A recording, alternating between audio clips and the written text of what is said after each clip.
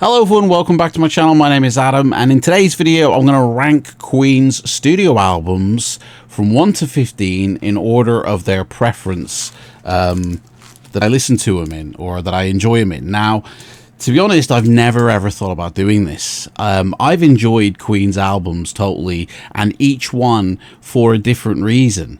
Maybe the vocals that were, were on the album, or maybe the entire album itself, maybe just the guitars or the songs in whole, or even the artwork. There's always something about every single Queen album that I've been able to enjoy, and I really don't have, honestly, an album I'm like, I don't like this, and I'll never listen to it. Like, I listen to them all and I enjoy them all, but I thought to myself, because I've seen on YouTube so many videos of ranking Queen albums, and obviously it's subjective. Everyone's going to have a different opinion or preference, and I just never thought of doing this. But then I thought, what would it look like if I did do it? If I had to do it, what would it look like? And it really did take me a long time to rank them. It took me 3 months to actually get 1 to 15 in order of preference. Now, I gotta say, like, the first one I'm going to show you, which is I'm going to start at number 15 and work backwards to number 1. The first one I've put there as a default. I actually really do like listening to this album, but because it's not a classic studio album, it's a soundtrack to a film, then I've put it at the bottom just by default. But I actually really do like this album, and it is Queen's Flash Gordon album. There's a lot of tracks on here I really do enjoy, and it's like having a little mini version of the film in audio form.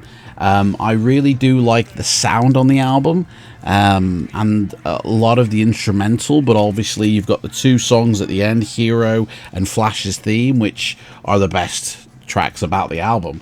But this was at number 15 only because it's a soundtrack album, not a classic studio album. So yeah, that's at number 15. Number 14, I put News of the World. Now, I do enjoy listening to a lot of songs on here. It's Late, My Melancholy Blues, obviously We Will Rock You, We're the Champions. There's obviously a lot of songs on here I really do enjoy. The like All Dead, Spread Your Wings. It's a really good album, to be honest, but the production of the album is a lot more stripped back by intention for Queen, and this just happened to fall at number 14 because there were other albums that I prefer over this one. So not really one that I would say is at the number 14 spot, but just by design of the other albums, this had to sit somewhere, and it kind of fell into number 14. I don't listen to it that often, and there are aspects of the album I really do enjoy, but I know this is actually a favorite album, especially with Americans. It's a favorite album, and it did do well in the charts, but for me, I don't listen to that very often, to be honest. There's only a few tracks I do enjoy on there, and when I do listen to a Queen album, especially the vinyls, I tend to listen to them complete rather than cherry pick songs off. Number 13 is their final studio album, Made in Heaven. Now, the reason that this is so low in my list is because obviously Freddie had passed by now. He didn't actually have input on this album. It was just the 3 remaining Queen members, and with what they had to work with in terms of what Freddie left them to work with, it is actually quite a nice album, but it doesn't feel like a true Queen album. It feels like a half album, if anything. There's a lot of great tracks on here. Nearly every single track on here I do enjoy, but it's just, for me, less of a Queen album than any of the others. But I would favorite this one over News of the World. There's like every track on here I would listen to and I do like, whereas I'm not really a fan of like Fight from the Inside or Sheer Heart Attack. Those punky sounding songs are not my vibe, but I would listen to them and enjoy them for what they are. At number 12, we have Hot Space. I like I say, I really do enjoy listening to this, but I have to be in the mood for it. It's not an album that I'd put on frequently, but it is an album I do like, but I wouldn't say it's an album I'd listen to all the time, so therefore that's why it's at number 13. There is some really good stuff on this album. And I think really it's Queen stretching out. It's Queen trying things. It's Queen experimenting with sounds. And so, like it or hate it, you know, it's at number 12 for me. At number 11 is their first Queen album, which, as of recording this video, will be the next album I'll be covering at the Close Look series. I'm just in the middle of filming the Innuendo one. But this one is a very basic Queen album. It's their first album. It's the beginning of the ideas. It's their test rehearsal for a Queen album, and so it's a bit raw. You know, there's My Fairy King is the standout song on here for me. I do enjoy Keep Yourself Alive, as well as Great King Rat Liar, but obviously the production, because of the time it was recorded, isn't as great as, say, you know, other Queen albums. This was an early Queen, so it doesn't rank high for me, but I do enjoy listening to it, and I have listened to it, you know, frequently in whole over the years. But yeah, number 11. Now, number 10.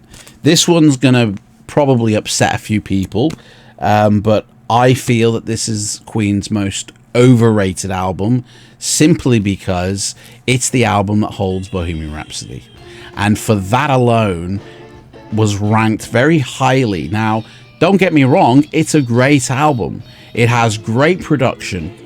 You know, it's up there in the top 3 for Queen's production on their albums.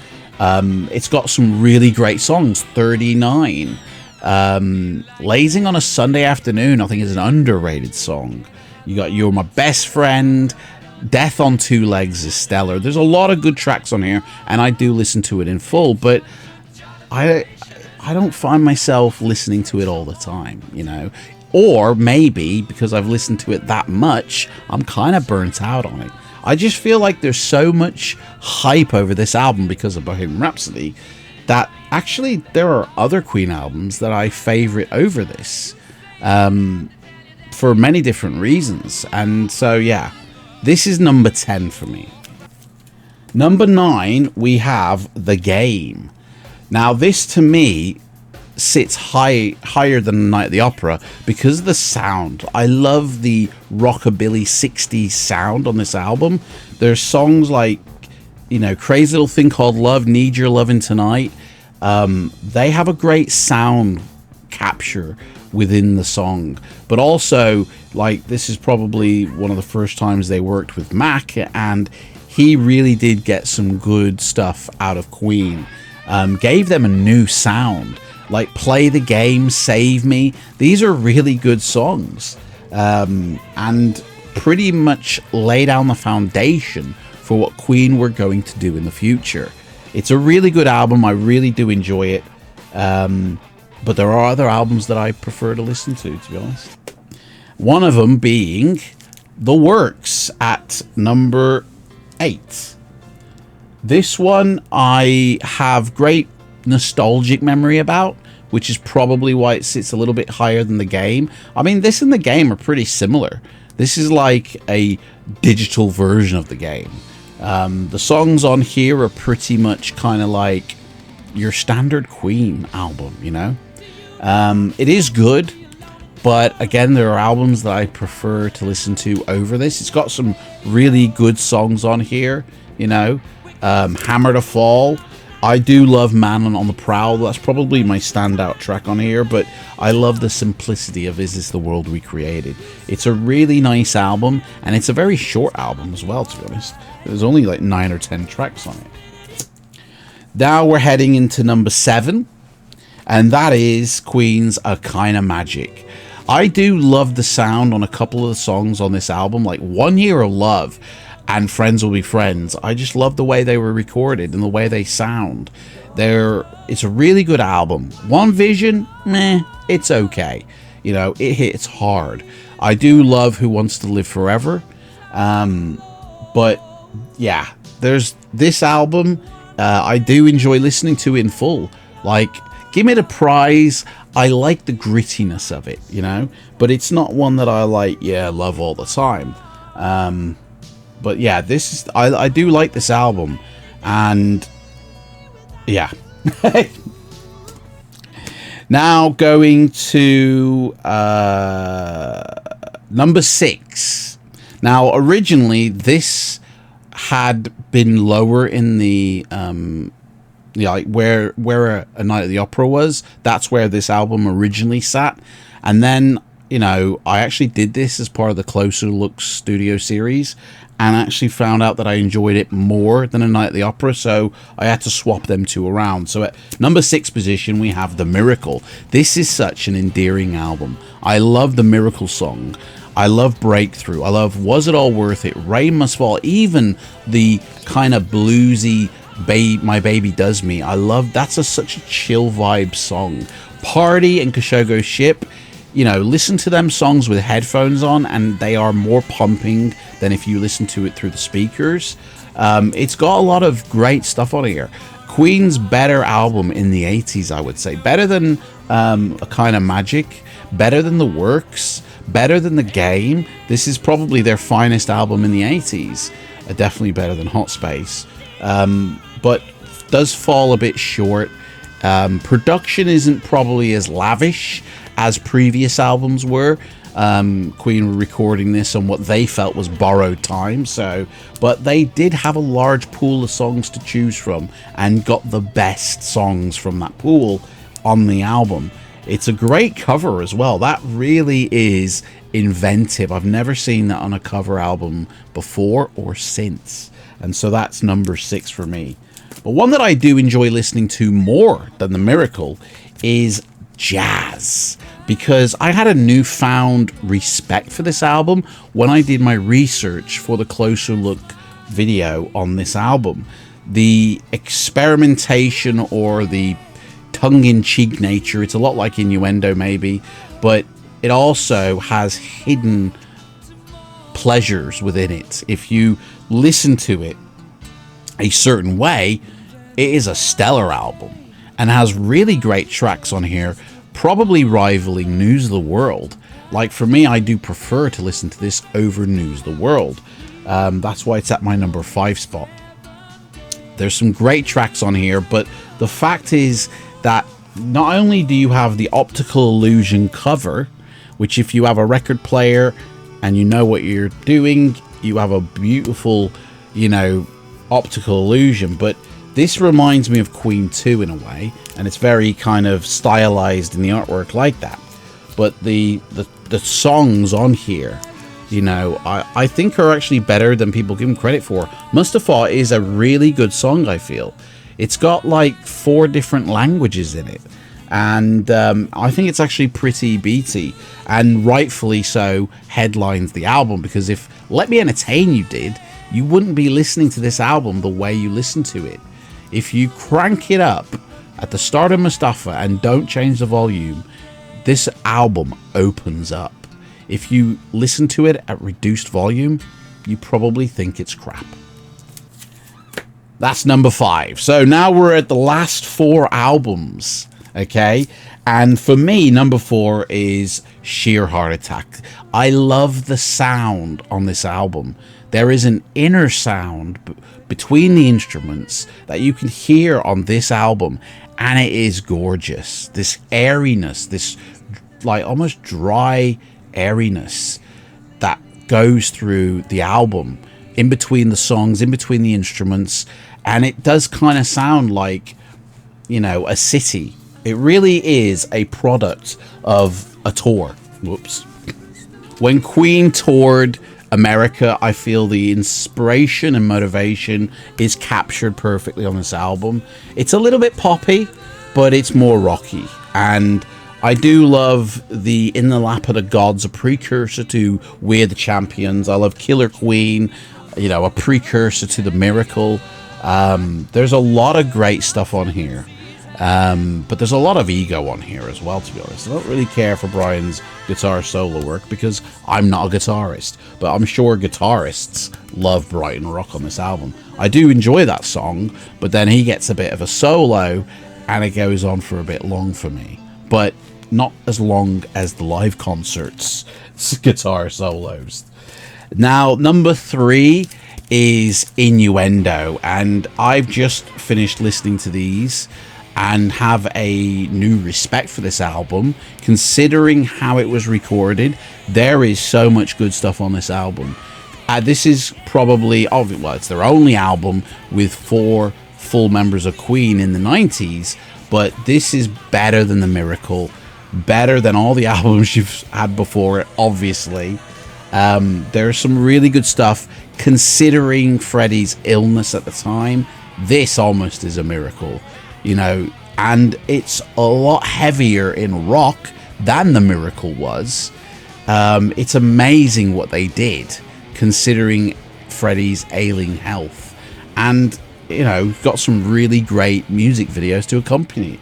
And I love the fact as well that if you've got the CD, you've got the uncut version of the LP. Whereas if you bought the vinyl, a lot of songs were cut down, you know, and edited. But that sits at number 3 for me. Number 2 is Queen's A Day at the Races. Queen's highest fidelity production album in the 70s. All the bells and whistles coming off the back of A Night at the Opera. The kind of double album to this. Not a follow-on or a sequel, but a rival. You know, definitely a double album. But a more polished version. Literally every track on here is stellar. Like, every song on here is repeated listening, and I really do enjoy this. Although the Tie Your Mother Down kind of intro outro and the You Take My Breath Away intro, I would prefer the You Take My Breath Away just to start straight away with the piano, and the Tie Your Mother Down to not have that outro. But this is a really good album, and rightly sits so at number 2 for me. And my favorite album, number 1, of course, is Queen 2. This to me is their best album, side B being the best side of any Queen song, March the Black Queen being their best song they've ever made. So intricate, much more layered than Bohemian Rhapsody was. March of the Black Queen should have been their Bohemian Rhapsody.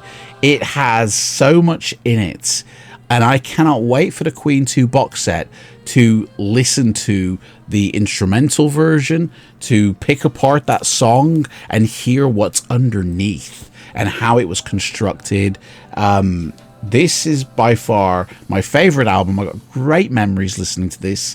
The angelic white side with all the songs that are much more based in reality, dealing with love and loss. And then you get to the fantasy side with all the kind of harder songs, but they're all fantastical.